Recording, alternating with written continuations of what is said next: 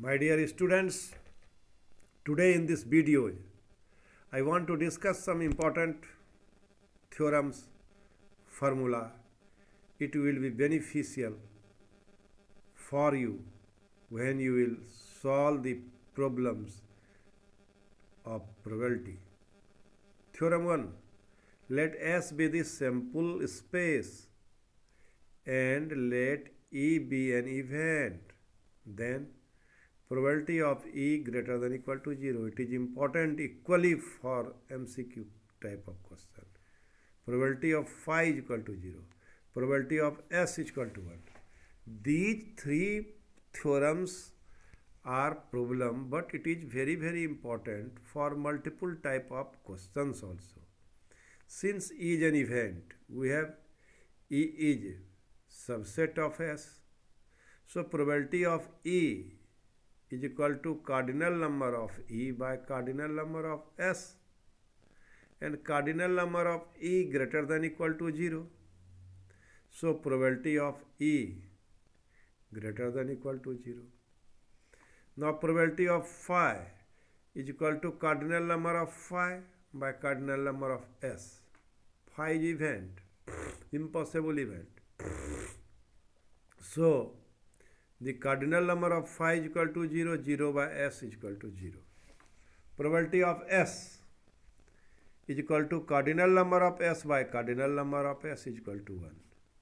In this way, these three theorems are very important for the purpose of examinations. So you must do this theorem so that you would be able to solve the problem of examinations. Now, theorem number 2. Let E1 and E2 are mutually exclusive events. I have already what is the meaning of mutually exclusive events. Now I want to repeat it. The meaning of mutually exclusive events are if there will be no common elements between two events.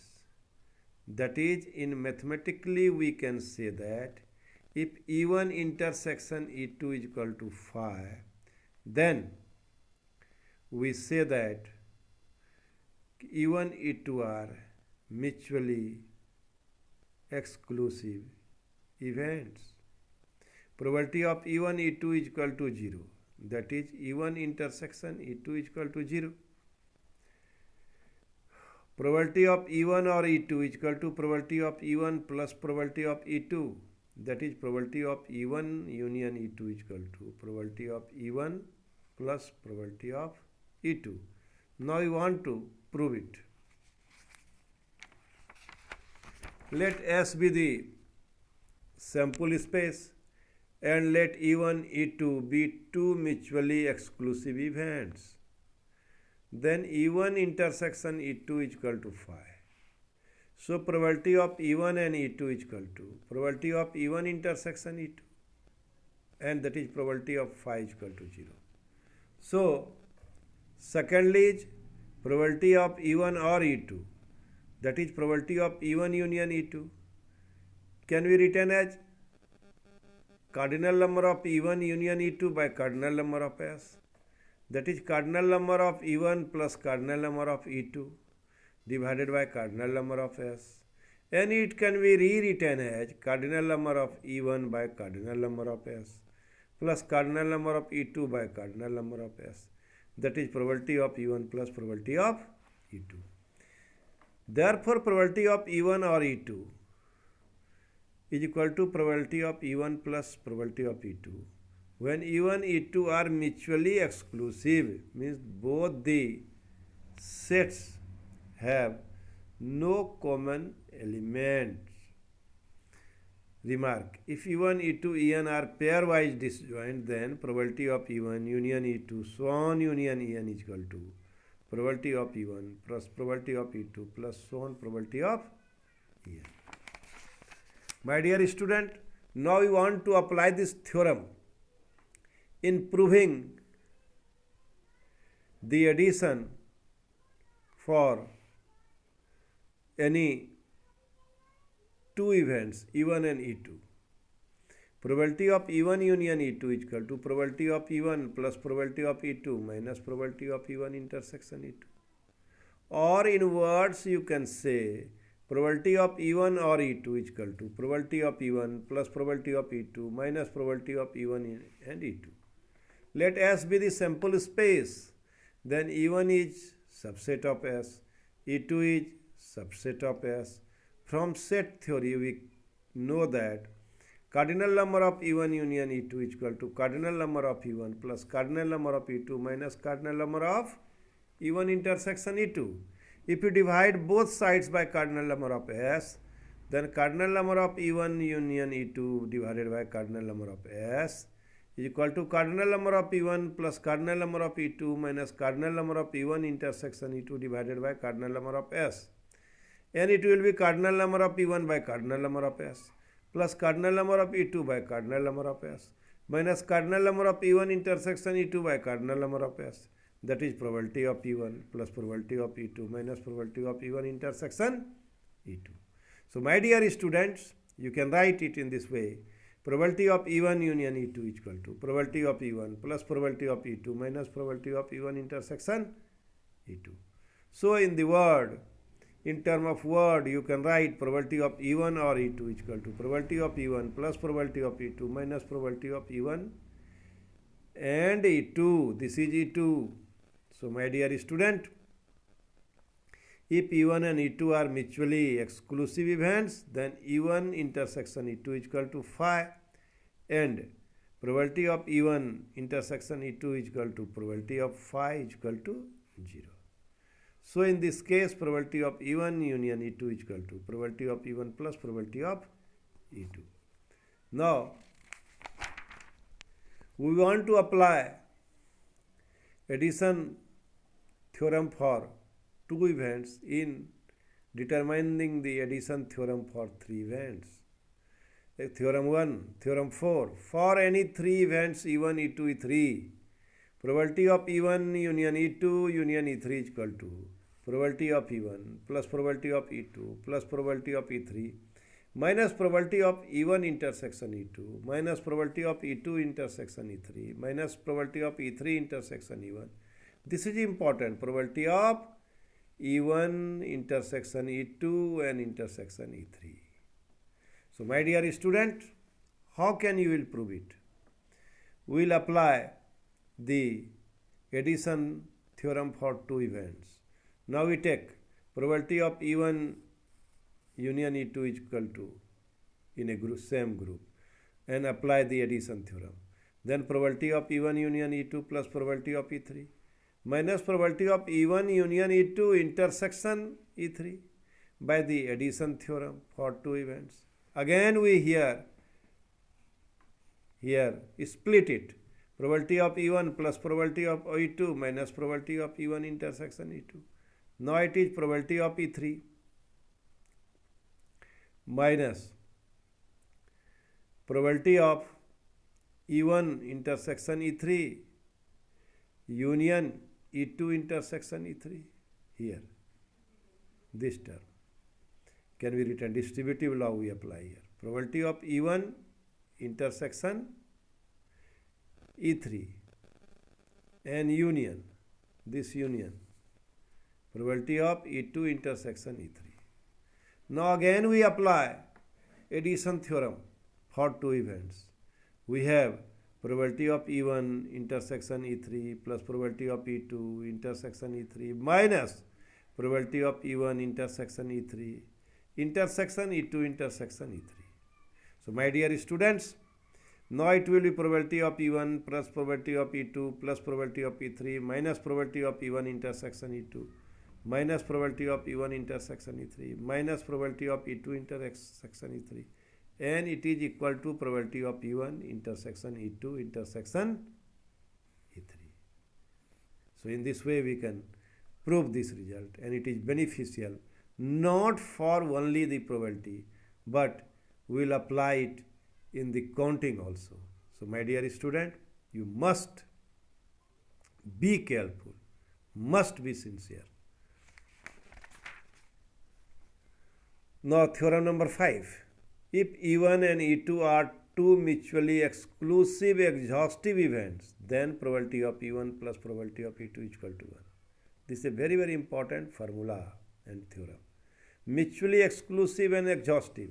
Here mutually exclusive मतलब जब दोनों में कोई common नहीं रहे, और mutually exclusive exhaustive मतलब जब दोनों या अनेक इवेंट जो इन्वॉल्व है, दोनों यहाँ पर दो है, तो दोनों इवेंट का यूनियन सैम्पल स्पेस के बराबर हो.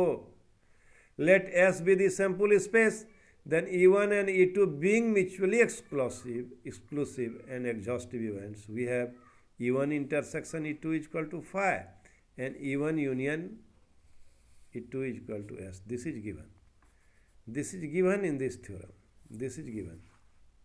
And now probability of E1 plus probability of E2 is equal to probability of E1 union E2. Since E1 intersection E2 is equal to phi and E1 union E2 is equal to S, so probability of E1 plus probability of E2 is equal to probability of S, and probability of S is equal to 1, because E1 intersection E2 is equal to phi and E1 union E2 is equal to S, so probability of E1 plus probability of E2 is equal to 1.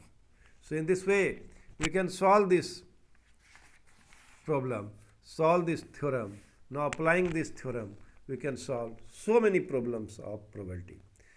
Theorem number 6. For any event E, probability of E bar मतलब complement of E is equal to 1 minus probability of E. This is very, very effective formula to solve the problem of probability. Let S be the sample space. Then E, if you take intersection of E with its complement E bar, then it will be phi. And if we take union of E with its complement, then it will be S. So probability of E plus probability of E bar is equal to probability of E union E bar. So probability of E plus probability of E bar is equal to 1. Probability of E plus probability of E bar is equal to 1. So probability of E bar is equal to 1 minus probability of E. For any two computable events E1 and E2, probability of E1 minus E2 is equal to probability of E1 minus probability of E1 intersection E2. By taking help of this Venn diagram, you can feel it, you can observe it, and it will be easy to solve the problem. Let E1 and E2 be two computable events, मतलब दोनों में कुछ common है, उसी को computable events बोलते हैं. मतलब in mathematically we can say E1 intersection E2 is not equal to phi. So now you see, from the adjoining Venn diagram we have E1 minus E2, this portion, a union intersection of this E1 intersection E2 is equal to phi. Means there is no common element in E1 minus E2 intersection this common part. And again is E1 minus E2 union E1 intersection E2 is equal to E1 set itself, E1 event itself here. So probability of E1 is equal to probability of E1 minus E2 union E1 intersection E2. So probability of E1 minus E2 is equal to plus probability of E1 intersection E2. So probability of E1 minus E2 is nothing but probability of E1 minus probability of E1 intersection E2. Now we solve the theorem number 8.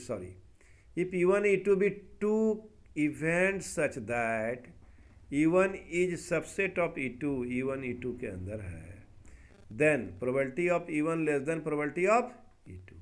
Let E1 is subset of E2, then E1, this E1 intersection E2 minus E1 is equal to phi. दोनों disjoint है, no elements are common. So now E1 union E2 minus E1 is equal to E2. Again we apply the formula. Probability of E2 is equal to probability of E1 union probability of E2 minus E1. And E1 and E2 minus E1 were disjoint events. So या event यहाँ मत कहिए, exhaustive and exclusive, mutually exclusive events. So probability of E1 plus probability of E2 minus E1. Hence probability of E1 is less than probability of E2.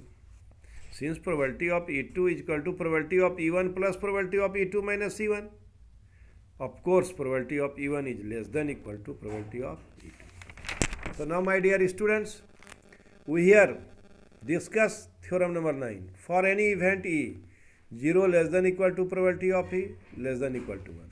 Let S be the sample space and E be an event. Then phi is subset of E and E is subsets of S. So probability of phi less than equal to probability of E and probability of E less than equal to probability of S. By combining these two results, probability of phi less than equal to probability of E less than equal to probability of S, and probability of phi is equal to 0. So 0 less than equal to probability of E less than equal to 1. So hence we can prove that 0 less than equal to probability of E less than equal to 1. So my dear students, I have discussed all the theorems, and these theorems will be applied in the form of formula also. So my suggestion is you must go through this theorem, solve as a problem, and after solving the problem, you would be able to solve the problems of the examination. Thank you very much.